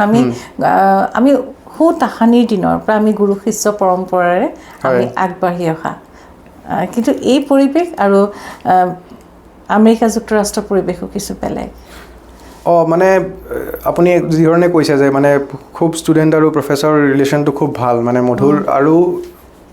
এনেই ইন জেনেৰেল আমেৰিকাত ধৰক মই লাষ্ট 3-4 বছৰ থাকি পেলাই যিটো অভিজ্ঞতা মোৰ ইন জেনেৰেল ছ'চাইটিখন অলপ অ'পেন হয় মানে তাতে ডেফিনেটলি হায়াৰাৰ্কি থাকে কিন্তু হায়াৰাৰ্কি থকাৰ পাছতো মানুহৰ মানে ৰিলেশ্যনবিলাকৰ ৱাৰ্মথটো বেছি মানে প্ৰফেচাৰ ষ্টুডেণ্টৰ মাজতো প্ৰফেচাৰ ষ্টুডেণ্টো হয় কিন্তু তেওঁলোকৰ মানে এটা ফ্ৰেণ্ডশ্বিপ এটাও থাকে এতিয়া আমি মই যিধৰণে ক'লোঁ মানে আপুনি ক্লাছৰুম ছেটিংটোৰ পৰাই কিছুমান কথা গম পোৱা যায় ন যে চবেই বহি লৈ পেলাই সেইটো সময়ত মানে অবভিয়াছলি প্ৰফেচাৰে কোৱা কথাটোৰ এটা বেছি এডেড ইম্পৰ্টেঞ্চ থাকে কিন্তু এট দ্য ছেইম টাইম বাকী যিবিলাক ষ্টুডেণ্টে কথা ক'ব তেওঁলোকৰো মানে সমানেই মূল্য আছে মোৰ অৰ লেছ ধৰক ইকুৱেলছ সেইটো তেনেকৈ ধৰণে কথাবোৰ হয় ব্যক্তি স্বাধীনতাটো খুবেই গুৰুত্বপূৰ্ণ কথা আমেৰিকাত আৰু মানে আমেৰিকাৰ গোটেই ইতিহাসটো যদি আপুনি চাই একদম মষ্ট ফাণ্ডামেণ্টেল কথাটোৱে তেওঁলোকৰ কাৰণে মানে ব্যক্তিগত স্বাধীনতা হয় হয় তাত এজন ছাত্ৰ হিচাপে আপুনি যেতিয়া আছিলে আপুনি এজন শিক্ষকৰ ভূমিকাটো অৱতীৰ্ণ হৈছিলে মানে আমি সেয়া কৰিব লাগে এইটো টিচিং এছিষ্টেণ্ট বুলি কয় গ্ৰেজুৱেট টিচিং এছিষ্টেণ্ট হয় আমাৰ ইউনিভাৰ্চিটিত আমাৰ ডিপাৰ্টমেণ্টত ছেকেণ্ড ইয়েৰৰ পৰা কৰিব লাগে মানে গৈ পেলাই প্ৰথম বছৰটো মই অকল কোৰ্চ ৱৰ্ক কৰিছোঁ ছেকেণ্ড ইয়েৰৰ পৰা আমি সেইটো ডিপাৰ্টমেণ্টৰ পৰা আপোনাক কোৰ্চ এটা এছাইন কৰি দিয়ে যে কোনোবা এজন প্ৰফেচাৰে ধৰক মেইন লেকচাৰটো দিয়ে তাৰপাছত আমাৰ নিচিনা বিলাকে টিচিং এছিষ্টেণ্টে আকৌ এই মানে ক্লাছ আকৌ ষ্টুডেণ্টবিলাকক আকৌ মানে বেলেগকৈ ক্লাছ ল'ব লাগে তাতে ডিছকাশ্যনেই হয় তো আমি যিবোৰ ক্লাছ লওঁ সেইটোক ডিছকাশ্যন ছেকশ্যন বুলি কয় এটা ছেকশ্যন 50 মিনিট বা এঘণ্টাৰ তেনেকুৱা হয় মানে 60জনীয়া ক্লাছ এটাক 3 ভাগত ভগাই দিব 20জনকৈ তে মই সেই 20জনৰ প্ৰত্যেকটো ছেকশ্যনকে সপ্তাহত এবাৰকৈ তেওঁলোকক আকৌ সেই ক্লাছ ল'ব লাগে আৰু সেই ক্লাছ লওঁতে আপুনি নিজে সম্পূৰ্ণৰূপে প্ৰস্তুত হোৱাৰ লগে লগে ছাত্ৰ ছাত্ৰীসকলৰ যিটো ভূমিকা সেই ভূমিকাটোৰ পৰা আপুনি বহুখিনি কথা শিকিব পাৰে হয় হয় মই এতিয়া আপোনাৰ আৰু এটা নতুন চিনাকিলৈ আহোঁ সেই চিনাকিটো হ'ল সাংবাদিকতা এগৰাকী সাংবাদিক হিচাপে আপুনি 3 বছৰ প্ৰায় 3 বছৰ আপুনি কাম কৰিছিলে আৰু তেতিয়া আপুনি স্নাতকোত্তৰ মহলাত আপুনি অৱতীৰ্ণ হ'ল আপুনি মাষ্টাৰ্ছ আপুনি কমপ্লিট কৰিলে আম্বেদকাৰ ইউনিভাৰ্চিটিৰ পৰা সেই যে 3 বছৰ আপুনি কাম কৰিছিলে সেই সময়খিনিও কিন্তু খুব জটিল আছিলে হয় নহয় মানে অসমৰ ভাৰতৰ ৰাজনৈতিক প্ৰেক্ষাপটত তেতিয়া বহুকেইটা জটিল বিষয় আহিছিলে আৰু সেই সময়তে আপুনি মানে মই যিখিনি সময়ত সাংবাদিকতা কৰিলোঁ মানে গোটেই ঘটনা প্ৰবাহে এনেকুৱা আছিলে কেইবাটাও মানে যিটো জাৰ্নেলিজমৰ ভাষাত কয় ষ্টৰী আৰু কেইবাটাও ইম্পৰ্টেণ্ট ষ্টৰী হৈছিলে মানে 2019 চনত মই আম্বেদকাৰ ইউনিভাৰ্চিটিৰ পৰা মাষ্টাৰ্ছ কমপ্লিট কৰাৰ পাছত তেতিয়া মানে পূৰা প্ৰফেশ্যনেলি ভালকৈ ৰিপৰ্টাৰ হিচাপে কাম কৰা আৰম্ভ কৰিলোঁ আৰু প্ৰথম মই নিউজ লণ্ড্ৰীৰ লগতে কাম আৰম্ভ কৰিছিলোঁ খালি তেতিয়া মই গুৱাহাটীত আছিলোঁ আৰু তেওঁলোকটো দিল্লী বেছড হয় তেওঁলোকৰ কাৰণে মানে মই ইয়াতে অসমত থাকি পেলাই গোটেই NRC কভাৰ কৰিছিলোঁ NRC ৰিপৰ্টিংটো মই কৰিছিলোঁ তেওঁলোকৰ কাৰণে সেইটো এটা মানে ইম্পৰ্টেণ্ট ষ্টৰী হয় আৰু NRCক লৈ সেইটো সময়ত কি ধৰণৰ মানে এটা চিটুৱেশ্যন আছিলে সেইটো আমি জানো সেইটো ৰিপৰ্টিং কৰিলোঁ তাৰ পাছতে আকৌ 2019 ডিচেম্বৰ মাহত কা আন্দোলন আৰম্ভ হ'ল মানে আকৌ পলিটিকেলি ইম্পৰ্টেণ্ট ষ্টৰী তো মই কা আন্দোলনৰ ৰিপৰ্টিং কৰিলোঁ দিল্লীত কৰিছিলোঁ তাৰপাছত অসমত যেতিয়া একদম মানে উত্তপ্ত আন্দোলন হ'ল তেতিয়া আকৌ অসমলৈ তেওঁলোকে পঠিয়াই দিলে মোক তো অসমত কৰিলোঁ ৰিপৰ্টিং তাৰ আকৌ কেইমাহমান পাছতে আকৌ দিল্লীত ইলেকশ্যন হ'ল ইলেকশ্যন ৰিপৰ্টিং কৰিছোঁ তাৰ ইলেকশ্যন ঠিক শেষ হোৱাৰ পাছতে দিল্লীত আপোনাৰ ৰায়ট হৈ গ'ল 2020 চনৰ ফেব্ৰুৱাৰী শেষৰ ফালে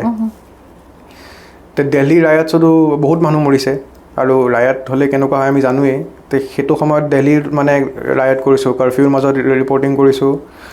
আৰু সেইটো সময়ত মই ৰায়টত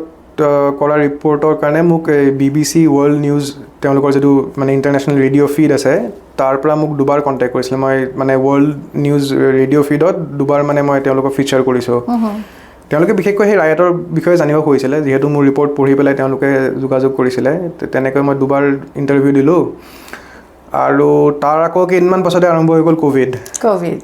তো ক'ভিডৰ সময়তো চাৰিওফালে লকডাউন কিন্তু মানে আপুনিও সাংবাদিক হয় কাৰণে জানিব সাংবাদিকৰ কোনো বন্ধ নাথাকে সেয়া নাথাকে গতিকে তাৰ মাজতে লকডাউনৰ মাজতে ক'ভিডৰ ওপৰত ৰিপৰ্টিং কৰিছোঁ তেনেকৈ মানে সেই কম সময়ৰ ভিতৰতে মানে ওপৰা ওপৰিকৈ বেক টু বেক কেইবাটাও মানে খুব ক্ৰিটিকেল ষ্টৰী মই পালোঁ আৰু ৰিপৰ্টিং কৰিলোঁ হয় হয় সেই অভিজ্ঞতাখিনিও আপোনাক যথেষ্ট কামত আহিলে মানে ডেফিনেটলি আৰু মই ভাবোঁ যে জাৰ্নেলিজিম মই এনেই এজ এ ৰিপৰ্টাৰ মই বেছিকৈ লিখিছোঁ কিন্তু মই ভিডিঅ' ষ্টৰিও কৰিছোঁ আৰু আমিও পডকাষ্টো কৰোঁ তেতিয়া আৰু ইংলিছ হিন্দী দুয়োটা মিডিয়ামতে মই ৰিপৰ্টিং কৰিছোঁ কিন্তু বিশেষকৈ লিখাৰ ফলত কি হ'ল অলপ মোৰ ৰাইটিংটো ডেভেলপ হ'ল আৰু সেইটোৱে গৈ পিছত আকৌ ধৰক PhD কৰাৰ সময়তো সেইটো হেল্প কৰিছে হেল্প কৰিছে আৰু আপুনি যিকেইটা বিষয় লৈ কৰিলে সৰ্বসাধাৰণ বিষয় লৈ ৰিপৰ্টিং কৰা আৰু এটা বিশেষ বিষয় লৈ ৰিপৰ্টিং কৰাৰ মাজত যথেষ্ট পাৰ্থক্য আছে এনাৰ্জি এটা ইতিহাস নহয়নে আপোনাৰ সেই ৰিপৰ্টিঙে পিছৰ প্ৰজন্মই কিন্তু সেই ৰিপৰ্টিংটো লৈ কেতিয়াবা গৱেষণাৰ এটা বিষয় হ'ব পাৰে ঠিক সেইদৰে কা আন্দোলনটোৱে ভৱিষ্যতৰ কাৰণে এটা কিন্তু গৱেষণাৰ বিষয় ঠিক সেইদৰে কোভিড পৃথিৱীত নোহোৱা নোপোজা এটা ঘটনা সেই সময় কোভিডৰ সময়ত সমাজখনৰ যিটো এক পৰিৱেশ হৈছিল সেই পৰিৱেশটো পৰৱৰ্তী সময়ত আকৌ এটা গৱেষণাৰ বিষয় হ'ব পাৰে মই এতিয়া অয়ন আৰু এটা কথা আপোনাৰ পৰা জানিব বিচাৰিছোঁ বহু ল'ৰা ছোৱালীক আপুনি দেখা পালে পৃথিৱীৰ সেই বিশেষ ল'ৰা ছোৱালীখিনিক আপুনি দেখা পালে গতিকে এই যে আমি আমাৰ সমাজখনত আমি যে ভৱিষ্যতৰ আজিৰ প্ৰজন্মক লৈ যে আমি খুব চিন্তা কৰোঁ তেওঁলোক ভৱিষ্যতৰ কৰ্ণধাৰ কিন্তু সুস্থ চিন্তা চৰ্চাৰে আমাৰ ল'ৰা ছোৱালীখিনিক আমি কেনেকৈ আগবঢ়াই লৈ গ'লে তেওঁলোকৰ মানে মুকলি মনেৰে তেওঁলোকে পিছত বিশ্বৰ যিকোনো প্ৰান্তলৈ যাব পাৰিব বুলি সেই মানসিকতাটো আমি গঢ় দিব পাৰিম মানে এইটো এটা অলপ জটিল প্ৰশ্ন আৰু মই বিশেষকৈ ধৰক এতিয়াও ছাত্ৰই হৈ আছোঁ গতিকে কিন্তু মই মানে নিজৰ অভিজ্ঞতাৰ ফালৰ পৰা যদি ক'ব বিচাৰোঁ মানে আপুনি যিটো ক'লে মুকলি পৰিৱেশ এটা সেইটো খুব ইম্পৰ্টেণ্ট এটা ল'ৰা ছোৱালীক এটা মুকলি পৰিৱেশত ডাঙৰ হ'বলৈ দিব লাগে বহু ক্ষেত্ৰত দেখা যায় যে মানে বিভিন্ন কাৰণত মাক দেউতাকে কিছুমান নিৰ্দিষ্ট মানে পথ বাছি দিয়ে ল'ৰা ছোৱালীৰ কাৰণে যে এইটো কৰিব লাগিব বা এইটো হ'ব লাগিব ল'ৰা ছোৱালীৰ সেইটো কৰিব মন নাযাবও পাৰে আৰু মন নগ'লে তেতিয়া মানে বস্তুটো এটা মানে বাৰ্ডেন হৈ যায় প্ৰেছাৰ আহি যায় আৰু যিকোনো কামেই যদি আপুনি প্ৰেছাৰত কৰে সেই কামটোৰ ফলাফলটো সাধাৰণতে ভাল নহয় আৰু বাধ্যত পৰি পেলাই কৰা কামৰ গতিকে তাৰ ফলত পিছত গৈ ৰিজাল্ট ভাল নহয় কেৰিয়াৰ ঠিক নহয় মানুহৰ ফ্ৰাষ্ট্ৰেশ্যন হৈ যায় ল'ৰা ছোৱালীৰ ফ্ৰাষ্ট্ৰেশ্যন হয় লগতে মাক দেউতাকৰ ফ্ৰাষ্ট্ৰেশ্যন হয় তো এই ফলত মানে তাৰ ফলত গোটেই এটা আনহেল্থি কাৰবাৰ এটা চলি থাকে সমাজত কিন্তু ল'ৰা ছোৱালীক যদি সৰুৰ পৰাই এটাটো হ'ল যে মানে স্কুলীয়া শিক্ষাটো ইম্পৰ্টেণ্ট হয় লগতে যিটো ঘৰৰ পৰিৱেশ ঘৰুৱা শিক্ষা সেইটো সমানে ইম্পৰ্টেণ্ট মই সেইকাৰণে কৈছোঁ যে এটা মুকলি পৰিৱেশত ডাঙৰ দীঘল হ'ব দিব লাগে ল'ৰা ছোৱালীক আৰু মুকলি পৰিৱেশ মানে অকল পঢ়া শুনাৰ ক্ষেত্ৰতে বা কেৰিয়াৰৰ ক্ষেত্ৰতে নহয় ল'ৰা ছোৱালীক খেলিব দিব লাগে ওচৰৰ ল'ৰা ছোৱালীৰ লগত অলপমান ছ'চিয়েলাইজ কৰিব দিব লাগে কাৰণ পৃথিৱীখন এতিয়া এনেকুৱা যে অকল আপুনি নম্বৰ লৈ বা আপুনি ভাল চাকৰি এটা কৰি থাকিয়ে চলি থাকিব নোৱাৰে তাৰ মানে ইনফেক্ট আজিকালি বহুত চাকৰিৰ ক্ষেত্ৰতো আপোনাৰ বাকী স্কিলছবিলাকো চায় যে কোনোবাই ভাল ৰিজাল্ট কৰি আহিব পাৰে ন' ডাউট কিন্তু এট দ্য ছেইম টাইম সেই ল'ৰা বা ছোৱালীজনীৰ মানে বাকী ছ'চিয়েল স্কিলছ আছেনে নাই কমিউনিকেশ্যন স্কিলছ আছেনে নাই কাৰণ আপুনি যদি টিম এটাত কাম কৰিব লাগে আপোনাক বাকী কথাবিলাকো সমানেই গুৰুত্বপূৰ্ণতো সেই কথাবোৰ তাৰমানে আপুনি এটা বয়সৰ পাছত বোলে যে মই এতিয়া দৰকাৰ হৈছে এতিয়া মই এইখিনিত অলপ ফ'কাছ কৰিম ল'ৰা ছোৱালীক তেনেকুৱা নহয় কথাবিলাক সৰুৰ পৰাই আৰম্ভ হ'ব লাগিব গতিকে পঢ়া শুনাটো ইম্পৰ্টেণ্ট হয় ক'বই নালাগে তাৰ লগতে ধৰক এই বাকী কথাবিলাকতো মাক দেউতাকে অলপমান মই ভাবোঁ যে গুৰুত্ব দিয়াটো উচিত যে কমিউনিকেশ্যন স্কিলছ তাৰ কাৰণে একো নাই ল'ৰা ছোৱালীক অলপ খেলা ধূলা কৰিব লাগিব ওচৰ চুবুৰীয়াৰ লগত লগ পাব লাগিব আৰু যাৰ গাঁৱৰ আত্মীয় লগ পাব লাগিব আৰু যিসকল মানুহৰ সেই সুবিধাটো আছে ধৰক গাঁৱত ঘৰ এখন আছে গাঁৱৰ ঘৰলৈ মাজে মাজে যাব লাগে তাৰে মানুহৰ লগত লগ পাব লাগে গতিকে মই ভাবোঁ তেনেকুৱা ধৰণৰ মুকলি পৰিৱেশ দিয়াটো খুবেই ইম্পৰ্টেণ্ট আৰু মই ভাবোঁ যে এটা ল'ৰা ছোৱালীক মানে সৰুৰ পৰাই স্কুলীয়া যিখিনি কিতাপ পত্ৰ থাকে তাৰ বাহিৰেও অলপমান ধৰক সাহিত্যৰ কিছুমান ইম্পৰ্টেণ্ট মানে সাহিত্যৰ আজি পঢ়িব দিব লাগে ভাল চিনেমা দেখুৱাব লাগে গতিকে সেইবিলাকৰ ফলতো মানে মানুহ এজনৰ সামগ্ৰিক যিটো ব্যক্তিত্ব অভাৰঅল পাৰ্চনেলিটি ডেভেলপমেণ্টত এই কথাবিলাকেও খুব ডাঙৰ ৰোল প্লে কৰে হয় হয় আপুনি জাতীয় বিদ্যালয়ৰ ছাত্ৰ আৰু আপোনালোক দুজন ভাতৃ মোৰ দাদা আছে আপোনাৰ দাদা তেওঁ বৰ্তমান আমেৰিকা যুক্তৰাষ্ট্ৰত তেওঁ গৱেষক হিচাপে আছে হয় দাদা বৰ্তমান আমেৰিকাৰ ইয়েল ইউনিভাৰ্চিটি তাতে ছ'চিয়েল এন্থ্ৰপ'লজিত PhD কৰি আছে দাদাৰ মানে এতিয়া ৰিচাৰ্চ শেষ পৰ্যায়ত আছে আৰু বৰ্তমান তেওঁৰ বিষয়টো কি তেওঁৰ এনে ডিচিপ্লিনটো ছ'চিয়েল এন্থ্ৰপ'লজি মই যিটো ক'লোঁ এনেই তেওঁৰ কাম মানে কামৰ ফ'কাছটো বিষয়টো হৈছে আমাৰ তেওঁৰ অসমৰ মানে অসম মানে প্ৰাইমেৰী চাইট অফ ৰিচাৰ্চ অসমেই হয় আমাৰ আপাৰ আছামত তিনিচুকীয়া ডিব্ৰুগড় ডিষ্ট্ৰিক্টত যিটো আপোনাৰ নেচাৰেল ৰিচ'ৰ্চেছ অইল আৰু গেছৰ যিটো ইণ্ডাষ্ট্ৰি আছে অইল এণ্ড গেছ ইণ্ডাষ্ট্ৰিজৰ লগত ওচৰ পাজৰৰ যিখন মানুহ তাৰে যিখন সমাজৰ সেই ৰিলেশ্যনশ্বিপটো কেনেকুৱা ধৰণৰ মানে সহজ ভাষাত চমুকৈ ক'ব গ'লে সেইটোৰ ওপৰত কাম কৰে এতিয়া ৰিলেশ্যনশ্বিপ বুলি ক'লে তাতে আকৌ বিভিন্ন ধৰণৰ দিশ আহি যাব কিন্তু সেই অইল কোল এই গেছ এই ইণ্ডাষ্ট্ৰিজৰ যি আমাৰ মানে তিনিচুকীয়া ডিব্ৰুগড়ত য'ত য'ত আছে তাৰ লগত ওচৰ পাজৰৰ যিখন ছাৰাউণ্ডিং ছ'চাইটিৰ ৰিলেশ্যনটো কেনেকুৱা সেই বস্তুৰে যিহেতু দাদা এন্থ্ৰপলজিৰ হয় গতিকে এই ধৰণৰ কথাবিলাক তাত বহুকেইটা দিশ আহিব ছ'চিঅ' কালচাৰেল ইকনমিক পলিটিকেল গোটেইখিনি আহি যাব হয় আপোনালোক আকৌ এবাৰ কৈছোঁ ডক্টৰ নাৰায়ণ শৰ্মাৰ ল'ৰা আপোনালোক দুয়োজন আৰু ডক্টৰ নাৰায়ণ শৰ্মা ছাৰ অসম জাতীয় বিদ্যালয়ৰ প্ৰতিষ্ঠা কালৰ পৰা এতিয়ালৈকে সম্পূৰ্ণভাৱে ওতঃপ্ৰোতভাৱে জড়িত হৈ থকা এগৰাকী বিশেষ ব্যক্তি আৰু অসম জাতীয় বিদ্যালয় আজি যি স্থানত আছে এই স্থানলৈ উপনীত কৰাৰ ক্ষেত্ৰত আপোনাৰ পিতৃ ডাক্তৰ নাৰায়ণ শৰ্মাৰ কথা আমি বিশেষভাৱে সদায় কওঁ তেখেতৰ অপৰিসীম অৱদান গতিকে এই যে আপোনালোকৰ যিটো ঘৰুৱা পৰিৱেশ এই পৰিৱেশটোৱে আপোনাৰ মাতৃ এগৰাকী অভিনেত্ৰী হয় আৰু এই ঘৰুৱা পৰিৱেশে আপোনালোক দুগৰাকী এই চিন্তাশীল গৱেষক মনটোৰ আৰম্ভণি ঘটাত নিশ্চয় সহায় কৰিলে মানে মা পিতাৰ ৰোলটো খুবেই ইম্পৰ্টেণ্ট আৰু মই অলপ আগতে যিখিনি কথা ক'লোঁ একচুৱেলি মই নিজৰ ব্যক্তিগত অভিজ্ঞতাৰ পৰাই কৈছোঁ যে সৰুৰ পৰাই মই আমাৰ ঘৰখনত মই আৰু দাদাই মানে এটা সেই মুকলি পৰিৱেশ পাইছোঁ আৰু মানে মুকলি পৰিৱেশ বুলি কওঁতে মানে আজিলৈকে মানে কোনো কথাই মা দেউতাই আমাৰ ওপৰত জাপি দিয়া নাই কিবা যদি থাকে উপদেশ মানে ধৰক কথাটো আলোচনা কৰে এটা ছাজেশ্যন দিয়ে কিন্তু এনেকুৱা নহয় যে এইটো কৰিবই লাগিব মানে আমি পঢ়া শুনাৰ ক্ষেত্ৰত কি ডিচিপ্লিন পঢ়িম ক'ত পঢ়িম কি পঢ়িম সেই কথাবিলাক ধৰক মোটামুটি নিজেই সিদ্ধান্ত লৈছোঁ মানে ডিছকাশ্যন কৰোঁ গতিকে কিন্তু কোনো ধৰণৰ মা পিতাৰ ফালৰ পৰা কোনো ধৰণৰ প্ৰেছাৰ নাই তাতে সেই ধৰণৰ পৰিৱেশ এটা সৰুৰ পৰাই পাইছোঁ তাৰোপৰি মানে আমি যেতিয়া মানে সৰু থাকোঁতে আৰু মানে মাহঁতে ইনফেক্ট এই কথাবিলাকত জোৰ দিছিল যে ওলাই যাব লাগিব খেলিব লাগিব ওচৰৰ চুবুৰীয়া ল'ৰা ছোৱালীক চিনি পাব লাগিব তেওঁলোকৰ তাৰপিছত ওচৰৰ মানুহবিলাকক চিনি পাব লাগিব আৰু আমি সৰু থাকোঁতে স্কুলত থাকোঁতে প্ৰত্যেক ভেকেশ্যনত ছামাৰ ভেকেশ্যন উইণ্টাৰ ভেকেশ্যন আমি গাঁৱৰ ঘৰলৈ যাওঁ গৈ পেলাই তাতে মানে দীঘলীয়াকৈ ধৰক 2 সপ্তাহ 3 সপ্তাহ তেনেকৈ থাকোঁ গতিকে সেই গাঁৱৰ সমাজখনৰ লগত গাঁৱৰ পৰিৱেশৰ লগতো মানে সৰুৰ পৰাই এটা খুব ওতঃপ্ৰোতভাৱে মানে আমাৰ মানে এটা আমি ওতঃপ্ৰোতভাৱে জড়িত আৰু এতিয়াও গাঁৱলৈ গ'লে মানে সেইকাৰণে বহুত মানুহে চিনি পায় আমাক কাৰণ সৰুতে তাতে ধৰক আমাৰ গাঁৱত বিশেষকৈ ফাকুৱাৰ সময়ত দৌল যাত্ৰা কৰে সেইবোৰ মানে একদম আমি সৰুৰ পৰাই দেখিছোঁ বা গৰু বিহুৰ সময়ত ধৰক নদীত গৰু গা ধোৱা এই কথাবিলাক একদম সৰুৰ পৰাই পাইছোঁ গতিকে সেই মানে চহৰত থকাৰ লগতে সেই পৰিৱেশটো যে সমানেই ইম্পৰ্টেণ্ট আৰু সেইটো যে পাব লাগে সেই কথাবিলাক মা পিতাই মানে সৰুৰ পৰাই আমাক শিকাইছে বা সেই সুবিধাখিনি কৰি দিছে হয় হয় আপুনি আৰু এটা কথা ক'লে আমেৰিকা যুক্তৰাষ্ট্ৰত ব্যক্তি স্বাধীনতাত বিশেষ গুৰুত্ব প্ৰদান কৰা হয় আৰু তাত আমি যিখিনি দেখিছোঁ বা পঢ়িছোঁ এজন কণমানি কথাখিনিও এজন জ্যেষ্ঠজনে খুব গুৰুত্ব সহকাৰে শুনে সেই কথাখিনি অসমত কিমান দূৰ প্ৰযোজ্য মই এই কাৰণে সুধিলোঁ আজি ল'ৰা ছোৱালীখিনিক আমি শৈশৱতে এটা মুক্ত চিন্তাৰ বাহক কৰিব পাৰোঁ নে নোৱাৰোঁ সেই মুক্ত চিন্তাটো হ'ল যে তেওঁ যদি ইচ্ছা কৰে তেওঁ এজন ভাল ক্ৰিকেটাৰো হ'ব পাৰে ইচ্ছা যদি হয় যদি তেওঁ বিচাৰে যে তেওঁ এজন ভাল গীটাৰিষ্ট হ'ব বিচাৰে হ'ব পাৰে যদি তেওঁ ভাবে যে ৰাজনীতি তেওঁ ভাল লাগে হ'ব পাৰে সেই মুক্ত চিন্তাটোৰ বাহক এতিয়াও হয়নে মানে এতিয়াতো মই ভাবোঁ যে আগতকৈতো বহুখিনি সলনি হৈছে আৰু এতিয়া মানে চাব গ'লে ভাল কাৰণ আজিকালি ল'ৰা ছোৱালীয়ে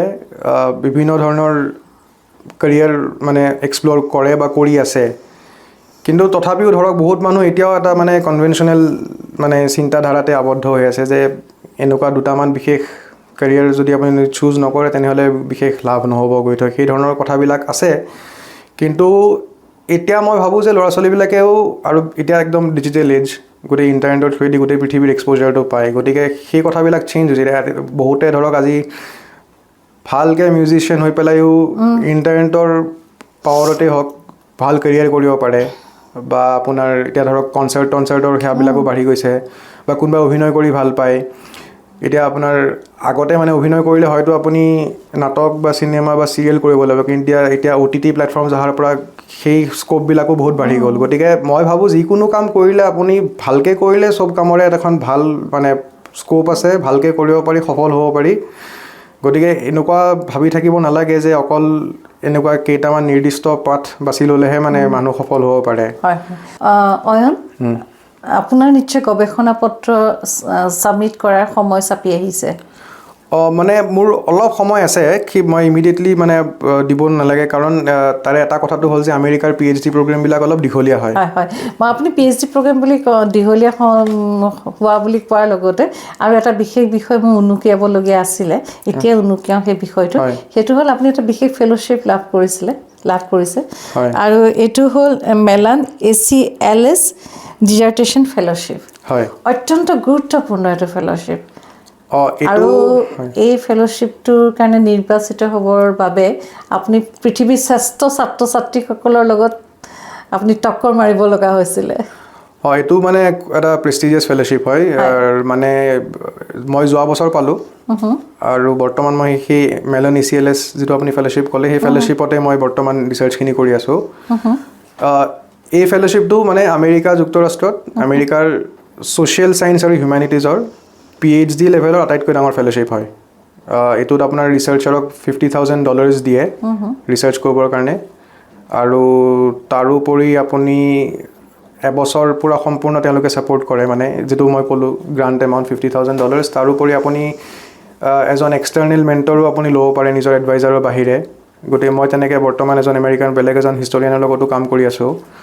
আৰু এই ফেলোশ্বিপটোৰ যিটো আপুনি ক'লে, হয় খুবেই কম্পিটিটিভ হয়। মানে মই যোৱা বছৰ যেতিয়া পালোঁ, মোৰ বাৰত প্ৰায় 1000মান ষ্টুডেণ্টে এপ্লাই কৰিছিলে, আৰু তাৰে ভিতৰত 45গৰাকীক এইটো ফেলোশ্বিপ দিয়া হৈছে। আৰু এইটো ফেলোশ্বিপত বৰ্তমান মই যোৱা জুলাই মাহৰ পৰা ৰিচাৰ্চ কৰি আছোঁ। এই সময়ছোৱাত মই গুৱাহাটীত আছাম ষ্টেট আৰ্কাইভছত ৰিচাৰ্চ কৰিছোঁ, কলিকতাত ৱেষ্ট বেংগল ষ্টেট আৰ্কাইভছত ৰিচাৰ্চ কৰিলোঁ, দিল্লীতো কৰিলোঁ, national archives of India, prime ministers memorial and library.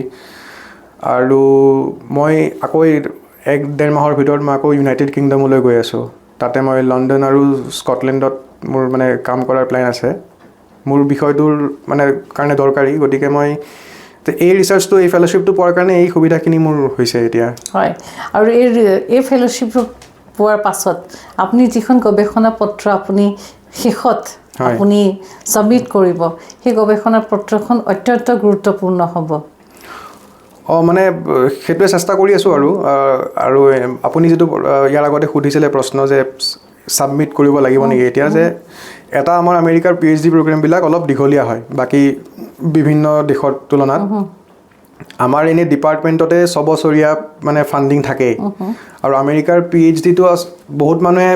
ভাবে যে মানে ইমান বছৰ PhD কৰি আছে, পঢ়িয়ে আছে, কিন্তু একচুৱেলি PhDটো মানে ৰিচাৰ্চ হয়, কিন্তু এট দ্য ছেইম টাইম এইটো চাকৰিৰ নিচিনা। আমি